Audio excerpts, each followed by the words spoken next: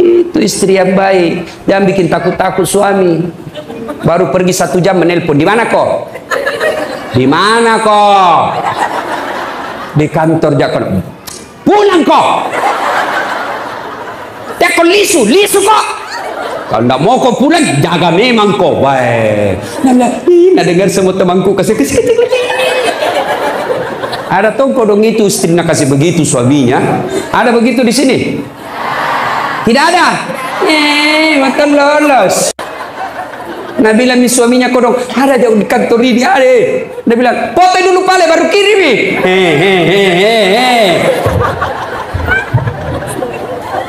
Woi Pak, ada ki begitu di sini?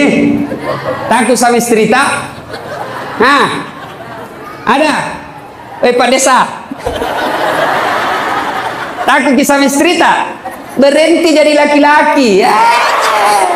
Apa mau takut sama istri? Nah kita lamar nih, dibikinkan rumah, dibelikan mobil, semua cicilannya kita bayar nih. Baru mau kita takut sama dia? Bagaimana ceritanya? Marah Ustaz. Nah banting itu pintu, banting tongi pintumu. Nah pecahkangi piring Ustaz, pecahkangi 1 lusin. Piring bisa dibeli, tapi harga diri tidak boleh diinjak-injak. Allahu Akbar. Assalamualaikum warahmatullahi wabarakatuh. Masih bersama dengan Ira Fikih TV. Semoga Allah Subhanahu wa taala selalu memberikan hidayah, ma'unah, dan diberikan kesehatan oleh Allah Subhanahu wa taala agar kita bisa melaksanakan aktivitas setiap hari. Dan semoga apa yang ilmu didapat oleh Ustadz Dasat Latif semoga bermanfaat. Amin Allahumma amin. Yuk kita tonton. Bapak, saudara-saudara sekalian yang saya hormati, saya mau cerita. Nah, ketika Rasulullah Sallallahu Alaihi Wasallam usia 40 tahun, Rasulullah kemudian menerima wahyu di Gua Hira. Gua Hira ini kurang lebih 7 kilo dari kota Mekah. Naiklah Nabi ke Gua Hira, datang malaikat Jibril. Malaikat Jibril memeluk Nabi. Nah pakai Nabi tak, dia peluk.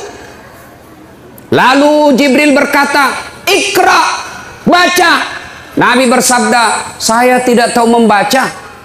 Malaikat Jibril ulang lagi, Iqra, baca. Saya tidak tahu membaca. Jibril ketiga kalinya makin dipeluk sampai Nabi sesak napas, hampir tidak lagi bisa bernapas. Lalu Jibril berkata, Iqra, baca. Nabi mengikuti, Iqra bismi rabbikal ladzi khalaq sampai ayat kelima. Menggigil Nabi, Mekkei. Tahu Mekkei toh? Tahu? Itu bahasa Perancisnya dingin. Oh, pulang Nabi, ketuk pintunya. Assalamualaikum warahmatullahi wabarakatuh. Istriku sayang. Dia buka pintu. Wih, abangku sayang. Ini istri yang baik. Pulang suami bukakan pintu, cipikan. Nih, suami taji. Pernah dikasih gitu suami kita, Ibu? Pernah jadi. Kalau perlu kasih itu bekas gincu. Tempel Ibu, tahu enggak sedekahnya ibu-ibu kepada suami? Sedekahnya suami kepada ibu tiap hari. Bapak-bapak ini yang di luar, tahu enggak sedekahnya suami kepada istri setiap mau keluar? Apa sedekahnya? Nabi setiap mau keluar, dia cium jidatnya istrinya.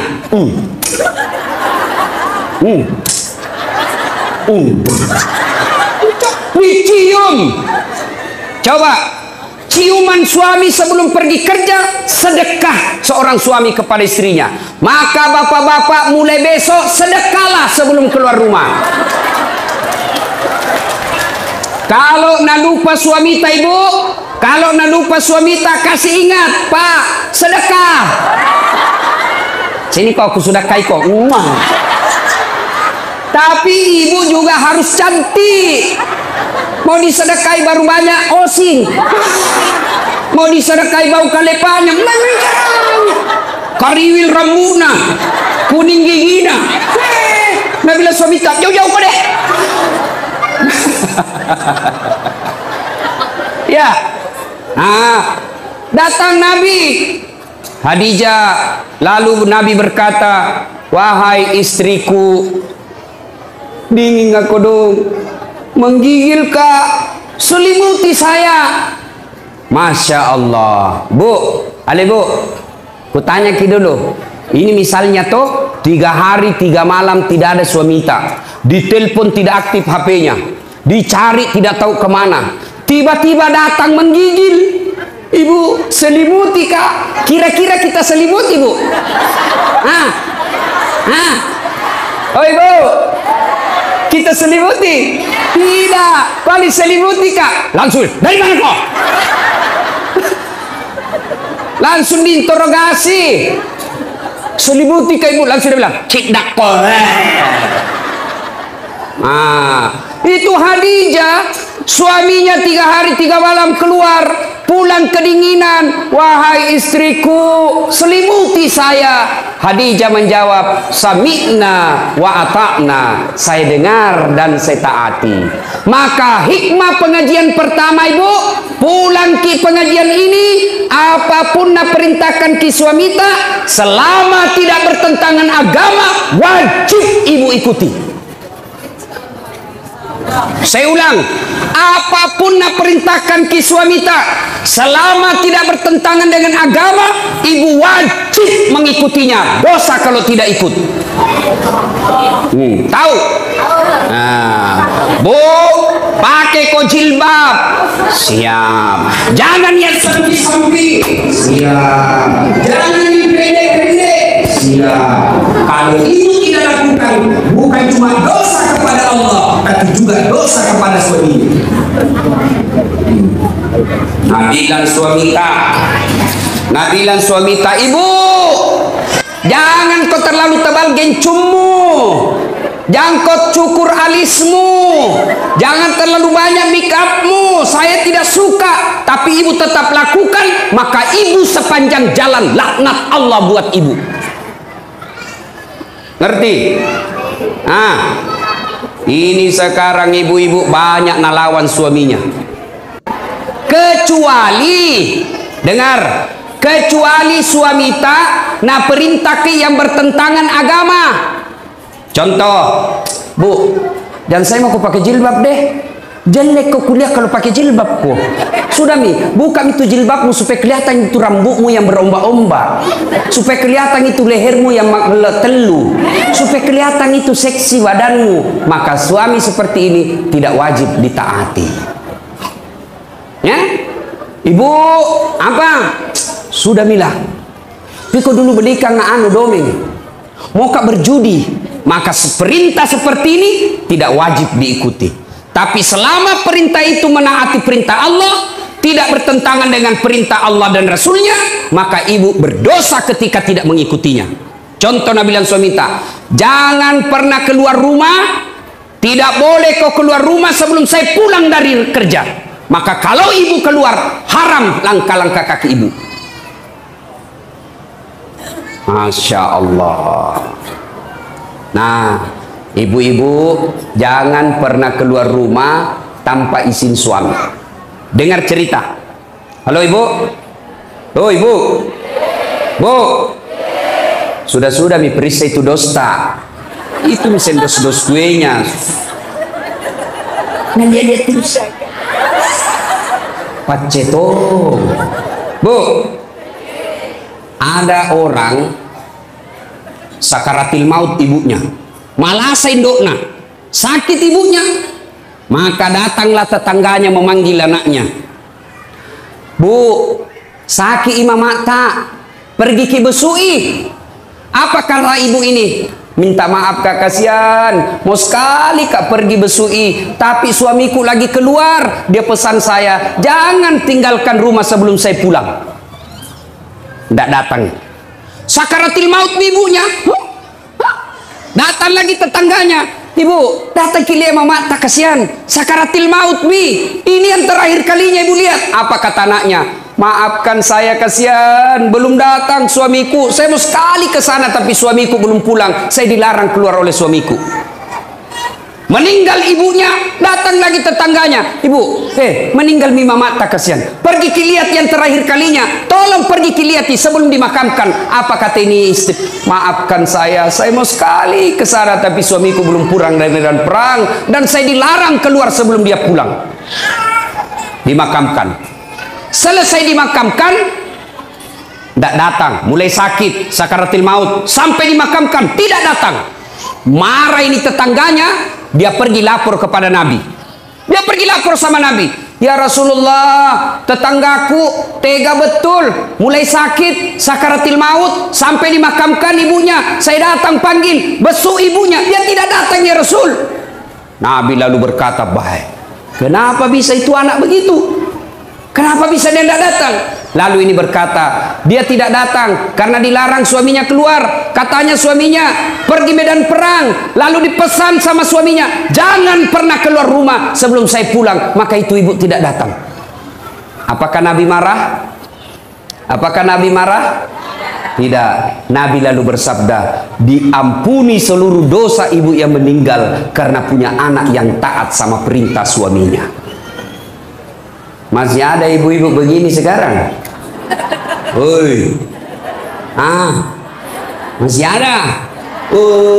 Kasihan. Baru 10 menit pergi suaminya, na telepon temannya, datang mago. Cepat kok, tidak ada nih suamiku.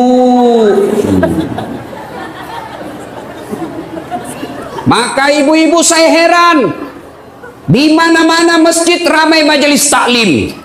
Di mana-mana ramai majelis-majelis taklim. Bahkan setiap masjid ada majelis taklimnya.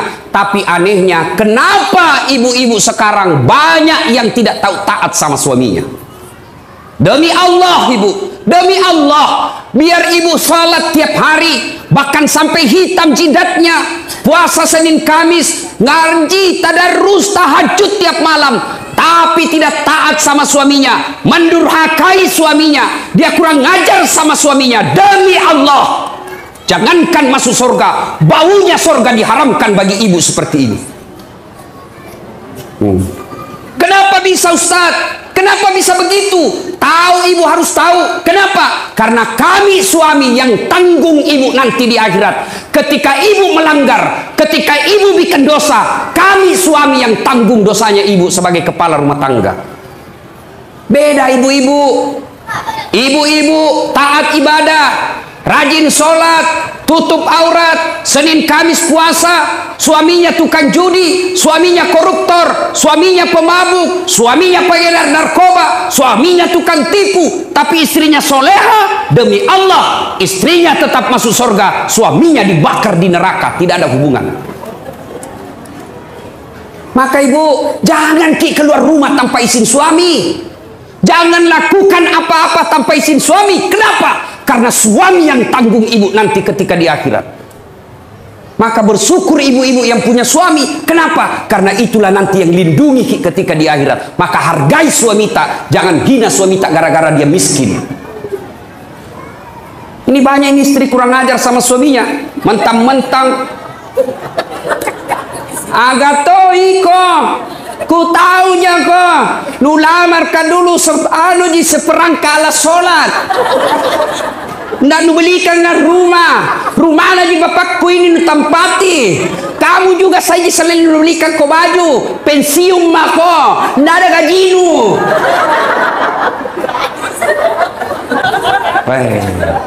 Istri seperti ini bu, nah tunggu ko malaikat, nah belender ko nanti. Yang ketawa serius kah ini? Ya. Salatullah, salamullah ala toha rasulillah. Salatullah, salamullah ala yasin habibillah. Tawassalna bismillah wa bil hadi rasulillah wa kulli mujahidillah li ahlil badri ya Allah. Khadijah tidak pernah sangka buruk kepada suaminya. Tahu sangka buruk? Tahu sangka buruk? Curiga. Curiga yang berlebihan. Khadijah, dia laksanakan apa perintahnya, lakukan, dan tidak pernah sangka buruk. Yang kedua, pengajian kita pertama tadi, perintah suami laksanakan. Yang kedua, jangan pernah sangka buruk, berprasangka jelek sama suami. Nah, telepon suaminya ndak nak jawab. Mana lagi ini, kasihan. Ih, kenapa ini 3 kali ku telepon ndak nak jawab-jawab. Dari pagi sampai sore ku telepon ndak nak jawab-jawab. Nih, mana lagi ini, pasti ketemu lagi tuh tamang mana. Ini sangka buruk. Sangka baik. Kenapa dia tidak terima teleponnya? Oh ternyata tertinggal HP-nya di pos ronda. Kan dia tukang ojek. Di telepon tiba-tiba ada teman tak telepon ki. Hei, kuliah suamimu bonceng cewek. Bah, mesrana lagi. Bola balik bonceng cewek. Sangka baik. Bagaimana dia tidak bonceng cewek? Kerjanya tukang ojek. Sangka baik. Ibu-ibu, jangkit sangka buruk. Telepon suami tidak ada jawab. Oh, mungkin lagi buang air besar. Masa mau terima telepon? Sedikit lagi. Kan tidak bagus. Sangka baik. Nah, masyarakat telepon Bu Camat tidak dijawab. Sangka baik. Oh, barangkali Bu Camat lagi menghadap sama Pak Wakil. Nggak enak kan terima telepon. Iya Bu, ada Pak Wakil di depan. Kalau saya boleh, tuntutkan dulu HP itu. Kok nggak hargai saya? Di telepon Pak Wakil tidak dijawab. Sangka baik. Oh, mungkin lagi rapat dengan anggota DPR. Jangan langsung bilang, dede sekalian sudah dipilih, nah lupa maki. Sangka baik. Ada lagi Ibu Ani datang ke sini. Sangka baik. Itu Jina datang itu karena mau dipilih. Sangka baik. Sangka baik. Jangan pernah sangka buruk. Jelas. Tidak ada itu baiknya sangka buruk. Contoh, ada ibu-ibu 7 tahun menikah tidak ada anaknya. 7 tahun. Tiba-tiba di tahun ke-8 dia pergi periksa ahli kandungan. Cek. Nah, bilang dokter, Bu, alhamdulillah ibu sudah terlambat 2 bulan. Langsung dia bilang, alhamdulillah. Nah, telepon suaminya, Pak, alhamdulillah terlambat 2 bulan. Nah, bilang suaminya, alhamdulillah. Yang kau dulu cerita-cerita sayang, nanti tidak jadi, malu lagi tuh. Baiklah, rahasia bersama, tidak ada cerita. Beberapa hari kemudian datang petugas PLN. Assalamualaikum. Waalaikumsalam. Kata ibu, siapa ya? PLN Ibu. Kenapa Ki Pak? Ibu terlambat 2 bulan. Kenapa bisa tahu ini? Wah, dari mana nak tahu ini? Langsung dia sangka buruk sama suaminya. Pasti ini lagi lah bolong ini, pasti karena kebetulan suaminya hitam. Lah bolos sih. Datanglah kasihan suaminya capek bekerja, di kantor dimarahi sama bosnya, di jalan kempes ban mobilnya, baru buka pintu langsung, memang tong kau lah bolong, pembohong, bilang jangan kau ngomong, kenapa kau ngomong? Apalagi masuk itu comok, karena istilah comok. Terjengkel Tommy orang capek, langsung kini bilangi bolong. Nah balas nih, mana kecomok. Baru orang datang capek-capek mengamuk-ngamuk. Kenapa itu PLN bisa tahu saya terlambat 2 bulan? Pasti kau yang cerita. Nah kita aja berdua. Nah, kenapa bisa nak tahu PLN? Bukan saya kasih tahu.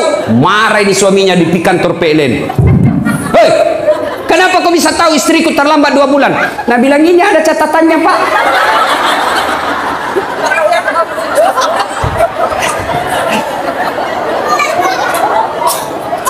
Nah bilang hapus itu, ada apa taca-taca, hapus sih.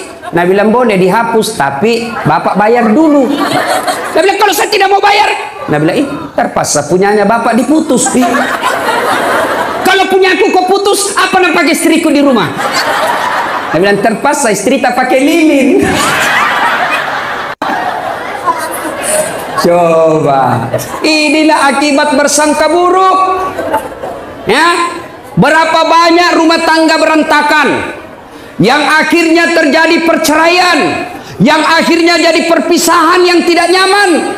Anak jadi korban, mau ke bapaknya, bapaknya sudah punya istri, mau ke mamanya, mamanya punya suami, lalu akhirnya anaknya jadi korban dunia akhirat. Siapa yang bertanggung jawab? Dua orang tua ini ketika anaknya nanti masuk neraka. Gara-gara apa sebabnya? Sangka buruk, sangka baik. Ibu-ibu, tidak ada itu enaknya sangka buruk, sangka baiklah. Ada caleg sudah bikin pengajian, sudah pasang baleho, sudah datang silaturahmi, bagi-bagi jilbab, ternyata tidak terpilih. Sangka baik, oh bukan itu yang terbaik buat saya. Saya dulu 2013 ikut pilwali di Makassar. Dibetak Ustaz? Tidak. Siapa bilang dibetak Kak? Cuma yang menang lebih banyak suaranya. Belum tentu dia lebih jago dari saya. Alhamdulillah saya ambil hikmah. Oh ini hikmahnya saya tidak jadi wakil wali kota, saya jadi ustadz. Sekarang karena saya jadi ustadz, keliling dunia ceramah. Ke New York. Tahu jaki New York? Dekatnya Malili. Dari New York pergi ke Jepang, pergi ke Itali, pergi ke Roma, ke Malaysia, ke Turki, ke Saudi. Semua dibayarkan. Sangka baik, sangka baik, sangka baik, sangka baik. Ibu-ibu tiba-tiba hancur usaha, sangka baik. Tiba-tiba suami berubah setengah mati, sangka baik. Suami tak jahat, sangka baik. Kalau dia berbuat jahat, dia yang tanggung dosanya di akhirat. Tenang perasaan. Piga mau meruntuk tu mak bele ko Andre ko tu turun tu mak cako mak bele ko mak. Ya, ibu-ibu, kalau ini rumus kita pakai, sangka baik, tenang perasaan. Kalau kita selalu sangka buruk, belum terjadi kita sudah sangka buruk, begini nanti, begini nanti, begini nanti, maka ibu akan sengsara, tidak bisa tidur. Ibu itu Khadijah, sebelum menikah sama Nabi, beliau janda terkaya di Mekah. Ada janda kaya di sini? Hah? Ada? Saya cuma bertanya. Jangan maki bilang Ustaz cari janda. Tidak. Kaya. Ketika beliau sakaratil maut. Tahu sakaratil maut? Tahu ibu? Nah ini muka-muka sakaratil maut semua ini. Masya Allah. Masya Allah. Habis hartanya Khadijah untuk bantu dakwanya Nabi, tapi minta serban, malu sama suaminya. Malu. Kira-kira ada istri di sini malu minta sama suaminya? Woi, ada? Ada ini. Ada. Jangankan minta, nak curi. Sudah dah simpan baik-baik suaminya, nak dapat semua. Ini banyak sekarang perempuan pintar cari duit. Sudah disembunyi masih nak dapat. Ada lawannya kasihan honor, pegawai honor, gaji kan semua langsung ke istrinya. Tiba-tiba dikasih uang sama Pak Wakil Bupati. Ibu Nur ini bila ibu Anik bilang ini dari Pak Wakil, pegawai honor kasihan. Wih gembira. Nah bilang ini rezekiku, karena bukan gajiku, bukan uang istriku. Nah simpanlah ituannya, nah lipat-lipat. Baru nak kasih masuk kantong plastik. Baru naik kak benang. Tuh, mau nak simpan di bawah tempat tidur. Nah dapat inilah comok. Akhirnya apa? Di bawah karpetnya tempat tidur nak simpan. Istrinya kasih bersih kamar, sapu. Ada kompe-kompe diikat benang, nah buka, uang. Langsung berteriak sama suaminya, Pak, uang apa ini? Yang mana? Ini yang di bawah karpet. Nah bilang suaminya, uang sial. Maksudnya apa? Batin aku sembunyi, udah apa ji? Ini semua ini. Pas sapak duit.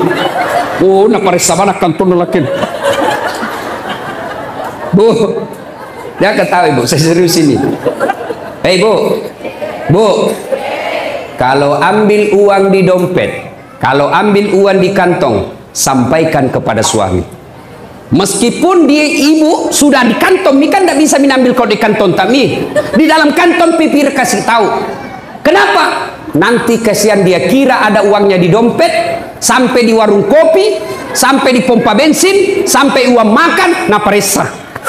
Mati murah, malu maki ini. La commo sih, perbuatannya sih la commo ibu.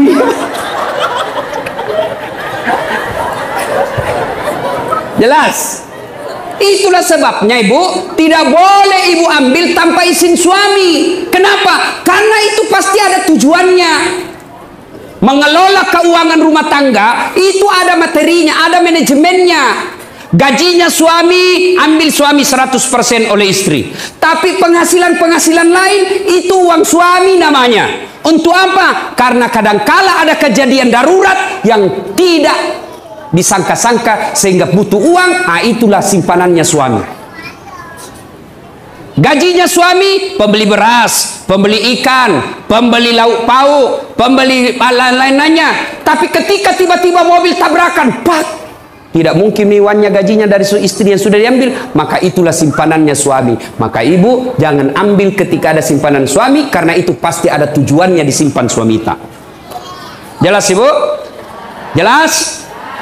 Salatullah salamullah ala toha rasulillah. Salatullah salamullah ala yasin habibillah. Tawassalna bismillah wa bil hadi rasulillah wa kulli mujahidilillah bi ahlil badri ya Allah. Nah, satu, taati suami. Dua, sangka baik. Tiga, jangan mengambil tanpa izin suami. Jelas ya? Jelas ya? Yang keempat, Khadijah ternyata menopang suaminya, mendukung suaminya sepenuhnya. Alhamdulillah sudah menyimak apa yang disampaikan oleh Ustaz Desa Latif. Semoga ilmu yang didapat semoga bermanfaat. Amin Allahumma amin. Assalamualaikum warahmatullahi wabarakatuh.